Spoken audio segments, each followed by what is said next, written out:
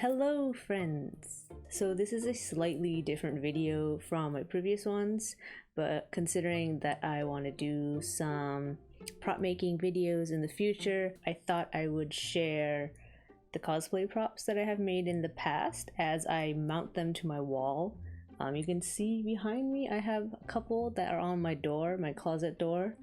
That's one of the places that I end up putting them, but yeah, I wanted to get my beautiful cosplay props that I had in my that were inside this closet, outside the closet, so that I could have more space inside the closet for more crafting things, which I have too much of, honestly.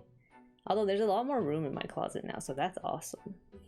So I thought we will actually start with the props that are behind me. So these are actually keyblades, and these keyblades are proof that I had way too much energy when I was younger. This was only about 5 years ago, but wow, these were the first props I ever made, and I decided to make not one, not two, not three, but 4 keyblades of my friend's original design. One of my cosplay friends and I dragged 2 of our non-cosplay friends into this, where we made the Kingdom Hearts Powerpuff Girls crossover cosplay, and my friend is very talented and she I just came up with the idea and then she did the designing, so she obviously did more of the work design wise. I just have ideas, but I did make the keyblades. So honestly, I had so much fun with our little group, and we still bring up the amazing memories we made in this cosplay.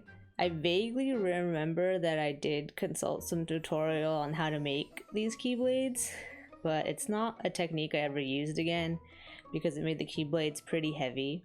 It involved PVC pipe, poster board, and spackling paste, so you can maybe imagine. I built the main part of the keyblades and the base paint with some help from my non-cosplay friends, and my cosplay friend finished it off with the swirly designs and the flowers. So even though these are my first props ever, I love these keyblades, and they take up a lot of room because there's 4 of them, but I can never throw them out. That would be no. So because they are so heavy, I didn't want to mount them on my wall in case they decided to fall down at 4 AM and give me a heart attack. That's not what I want.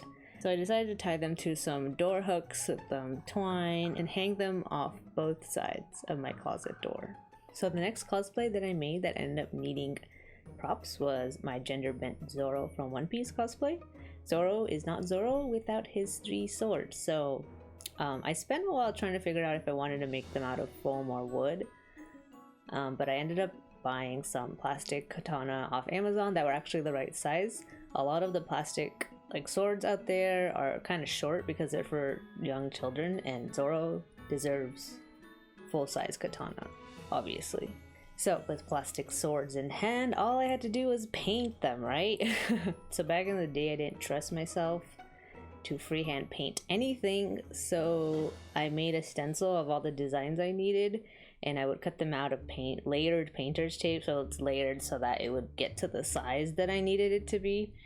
And then I would stick those onto the swords, and then I could paint them. It was a bit of work, but I was quite happy with how it turned out. To mount these, I followed one of the methods in a video by Punish Props Academy, where you just make some pegs out of PVC pipe and some screws, some long screws. I didn't like how the naked pipes looked, so I covered them in vinyl. I really liked how that looked. And then I hung up the swords up above some One Piece fan art prints that I have on one of my walls, and then they weren't quite balancing on their own, so I also took a bit of wire and attached them to the pegs on the handle side, just so that they would stay up and also not fall down in the middle of the night and give me a heart attack. I do not want any of that to happen. Now, while all my props hold a special place in my heart, I gotta say this one is probably my favorite. I mean, just look at her. Look at her. This is the keyblade that Master Ava uses in Kingdom Hearts. This keyblade definitely intimidated me at first with all the colors going on, but the build itself wasn't too bad. I used a much different technique than my previous keyblades though, and made this out of foam and a wooden dowel. So it was definitely much lighter. Before this project, I had somehow convinced myself that I was terrible at painting, and if I tried to freehand this, it was going to look terrible.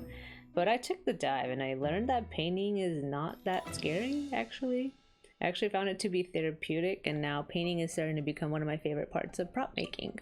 This one's gonna be a little short because my friend actually made this staff because we were doing a witchy take on the Kanto and Alolan Vulpixes from Pokemon. I was the Alolan Vulpix witch, so this is my corresponding staff. I'm not quite so sure on the build of this, so that's why this one's really kind of short. So while I didn't make this prop specifically, it's obviously going on my wall because look at it. It's so nice, and it has a nice big tassel on it, which I love. The Monado! This is the main weapon Shulk uses in the game Xenoblade Chronicles, which I'm actually still working through. It's a long game. It's so long, but it's very good. But the reason I wanted to cosplay Shulk was because long before I even started playing Xenoblade Chronicles, I chose him as my main on Super Smash, and obviously his swimsuit version. Anyways, that's besides the point. Just wanted to put that out there. Anyways, yes, this one lights up, but unfortunately this is kind of hard to see in a well-lit convention hall. Remember those? But I'm still quite happy with it. And finally, my most recent prop. I say recent, but I made it over a year and a half ago. There's just no motivation to make props when there are no conventions to take them to. Anyways, this is Aqua's Rainfell, but I changed up the design a bit to better suit it as a keyblade for my Hannah Alexander Aqua cosplay. This is also my first travel-friendly prop. This comes apart into 3 pieces and attaches with magnets. And it traveled perfectly when I took it to Katsucon last year, which is also the last con that I've gone to. Yeah. I really like the ombre effect that I did on this. This was free-handed brush painting of ombre. Pretty proud of it. So I mounted those last 4 that I just talked about above my pegboard of crafting tools. I've had them up for a few weeks actually, and it's been really nice to see them every day. My closet has also been freed up a bit because I was able to reorganize things a bit better, and now I can get more crafting stuff. Good. I hope this was at least somewhat of an enjoyable journey through memory lane for some people.